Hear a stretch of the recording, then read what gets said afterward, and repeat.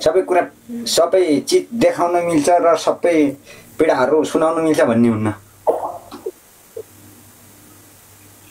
हुँदैन हुँदैन त्यो देखाउनु पनि हुँदैन, सबै हाँस्छन् फेरि। देखायो भए त तिमी चाहिँ खुसी हुन्थ्यौ होला, अरू त हाँस्ने त हो नि।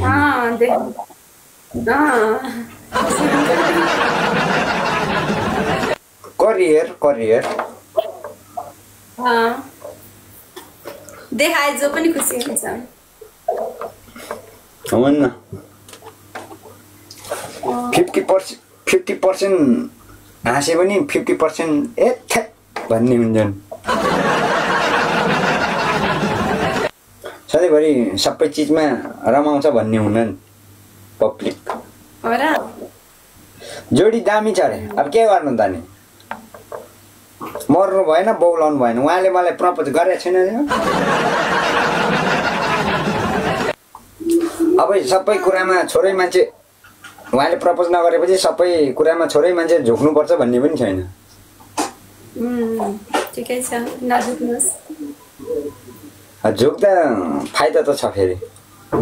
आज म झुक्या, यहाँ सुन्नु न, आज तपाईँलाई मैले पट्याउनलाई म झुक्या छ भने भोलि तपाईँ आफै झुक्दिन्छन् क्या। मतलब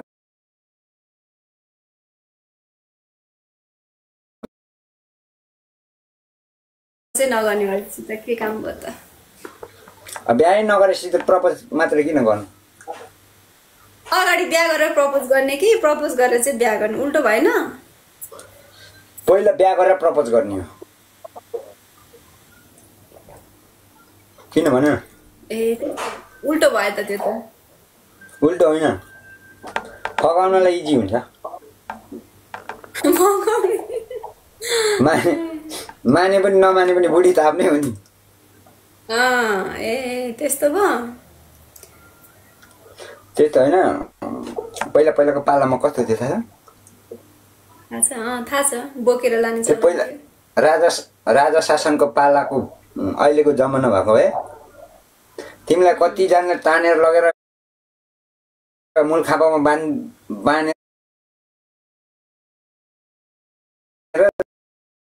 अहिले खुल्लामले चिया बेचिरहेको।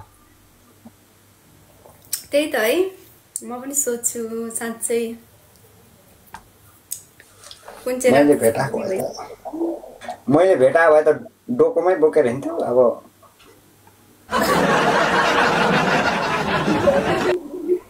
भाग्न सजिलो भइहाल्थ्यो नि मलाई डोकोमा भएपछि त। डोकोबाट माथिबाट हाम हाल्यो भने त लडिने त हौ। त्यही डोकोबाट हाम फाल्दा लड्छ होला। रुखबाट हाम फालेको एक्सपिरियन्स छ, अब डोकोबाट हाम फाल्दा लडिन्छ अरे। अच्छा, रुखबाट हाम फाल्दा यहाँ सुन्नु न, हजुरसँग रुखबाट हाम फाल्ने एक्सपिरियन्स रहेछ। पहिला कुन चाहिँ खुट्टा उठाउनु पर्छ?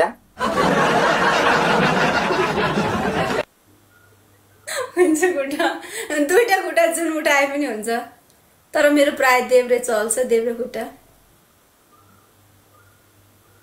अच्छा, करके स्टाइल ओके। मेरो देब्रे हात देब्रे खुट्टा के धेरै जस्तो चाहिँ। बुझे यस्तो चिजमा रुखबाट नफाले पनि मैले धेरै फालिरहेको हुन्छु मेरो आफ्नै जिन्दगीबाट। क्वेसन छ भने सोध्नु के फालिन्छ भनेर। हजुर होस् नसोध्ने, काम सबै फाल्ने त छ नि संसारमा। अब सबैको काम फाल्ने चाहिँ हुन्न, हामी जोरो मान्छेले धेरै फालिरहेको हुन्छ। हजुर हो भनेको मैले पनि। छोरो मान्छेले एकदम फालेकै हुन्छ। यस्तो जिन्दगीको इम्पोर्टेन्ट समयहरू तपाईँको लागि फालिरहेको छु मैले। ड्युटीमा गयो टाइम वेस्ट फालिरहेकै हुन्छ। राम्री राम्री तरुनी हेऱ्यो फ्यालेकै हुन्छ। कमल दाई आउनु भएको रहेछ, उहाँले चाहिँ दिनुहुन्छ फेरि। थ्याङ्क यू मेरो दाई। छोरो मान्छेले जिन्दगी फाल्नुहुन्न, फाल्नु सबैले फाल्नु पर्दैन, कुनै कुनै त दिँदा पनि हुन्छ यार। कमल दाईको जस्तो मोटो भएर फाल्नु पर्दैन, कसैलाई त दिँदा पनि हुन्छ म जस्तोलाई। Anyway thank you so much मेरो कमल दाई, लभली मेरो प्यार दाई। पनिसमेन्ट गर्नुहोस्। तपाईँसँग बोल्दैछु हौ म त। आजदेखि सुरु भयो त।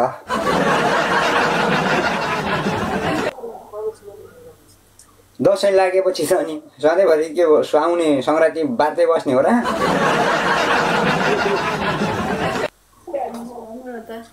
सधैँभरि साउन लागेको छ भन्दै चुपचाप बस्ने हो र? आजदेखि सुरु गरेर पनिसमेन्ट गर्नुहोस्। के त नि के पनिसमेन्ट?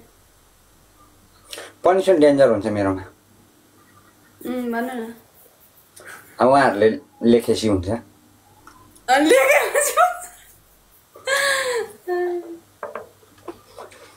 तपाईँको एउटा पनिसमेन्ट छ डान्स गर्ने, अर्को दुईवटा अप्सन दिन्छ दादाहरू दिजुहरूले लेख्दा पनि हुन्छ है। एउटा छ डान्स, अर्को एउटा खुट्टा तल टाउको माथि, अनि सजिलो थियो त्यो। खुट्टा तल टाउको माथि भन्दा गरेछ, टाउको तल खुट्टा माथि। अनि तेस्रो तपाईँको कपालमा तेल त छोरी मान्छेले लगाइहालिन्छ। नयाँ नौलो चिजहरू हेर्न मिल्छ, हेर्ने हो क्या। हाम्रो जेनेरेसन भनेको जेनजीको जेनेरेसन, नयाँ नयाँ चिजहरू देख्ने, नयाँ नयाँ गणतन्त्र ल्याउने, पुरानोलाई भगाउने भने जस्तै नाइटोमा तेल हाल्नु।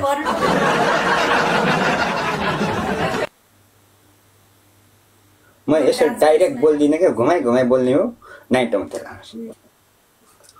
नाच्छु भयो जस्तो आउँछ त्यस्तो नाच्छु। Okay no problem. अब गीत पनि म आफै खोज्छु गुरु। तपाईँको त फेरि खतरा हुन्छ गीत पनि नसुनेको।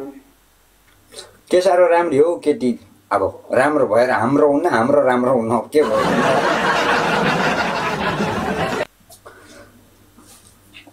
अब यस्तो कोसिस चाहिँ गरेको थिएँ हाम्रै होला कि भनेर, नहुनेवाला जस्तो लागेपछि मैले पनि अब पनिसमेन्ट गेमै खेल्नुपर्छ भन्ने निर्णय गरेँ। किन भन्नु न?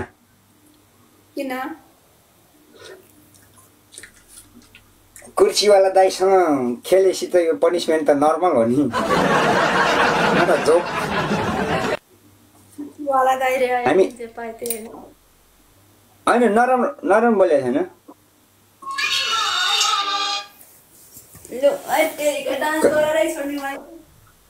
रागा आयो सङमा, रागा आयो भन्ने सङ्ग निस्किसक्यो। नेपालमा रागा आयो भन्ने सङ्ग पनि निस्किएको।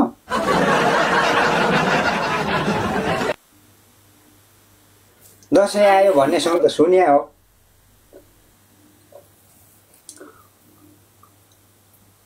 लो आज फेरि डान्स कहाँबाट भुत चढ्यो तपाईलाई फेरि डान्स गराउने? छोरो मान्छे हो, कतिखेर के चढ्छ भन्ने नि थाहा हुन्न।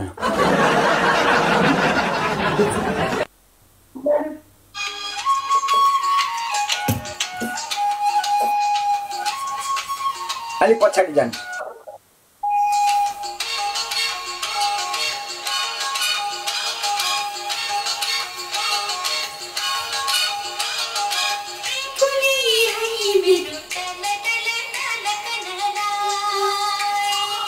तल भने त माथि मात्रै देखाएको छ त, गीतमा त तल भने।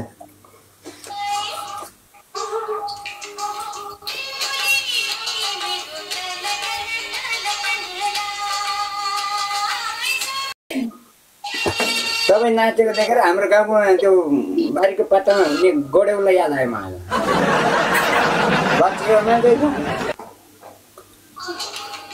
मतलब रातो त्यसले लक्ष्मीको मान्छे छ थुत गोडेउलाको पुच्छा हो कि मुख देखिन्न त्यहाँनिर समझ गाई छोरो है मलाई त चित्त बुझेन त्यही भएर मैले रोक्न लायो मलाई नि चित्त नबुझेपछि त तपाईँहरूलाई के चित्त बुझ्ला र पनिसमेन्ट दिनु प्लिज साथीहरु सपोर्ट मी जितौँ एभ्रीवन ट्याप ट्याप सबजना ट्याप है गाइस ह्यापी दसैँ सबैजना ट्याप ट्याप गर्नु होला प्लिज साथीहरु खोर्सानी खुवाउन लाउनु पर्छ प्लिज मलाई सपोर्ट गर्नुस् त अहिले मैले सपोर्ट गर भने के खुवाउँछ भने त अहिले म खोर्सानी खुवाउन लगाउँछु तपाईहरुको अगाडि ल प्लिज एभ्रीवन गाइस कमन 1000 जनाको ट्याप ट्यापै छैन ट्याप ट्याप गरेर पनि हुन्छ प्लिज सपोर्ट मी साग मागेको छैन मुटु सुटु मागेको छैन हैन नमाग्दा पनि दिदा पनि हुने कुरा हो सबै चिज माग्नै पर्छ भन्ने हुन्न आफैले जानेर दिदा पनि नाइके भनिन्न मैले मागे भने मगन्ते भन्छु नमाग्दा पनि दिनु न आफैले यार के हो यार दसैँ लागिरहेछ दसैँमा के बडा टिको लाउने बेलामा पैसा माग्छ र पैसा त भेटी स्वरूप दिने होइन र प्लिज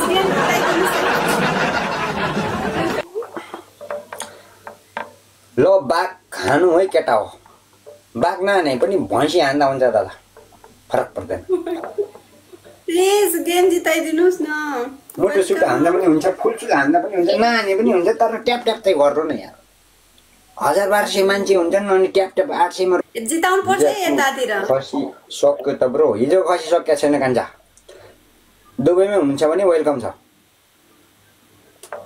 खसी सकेको छैन सपोर्ट गरे जिताउनुस् है मलाई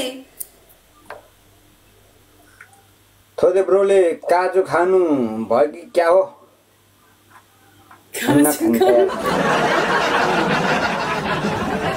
ट्याप ट्याप गरौँ ल जे खाए पनि अहिले चाहिँ ट्याप ट्याप गरौँ न यार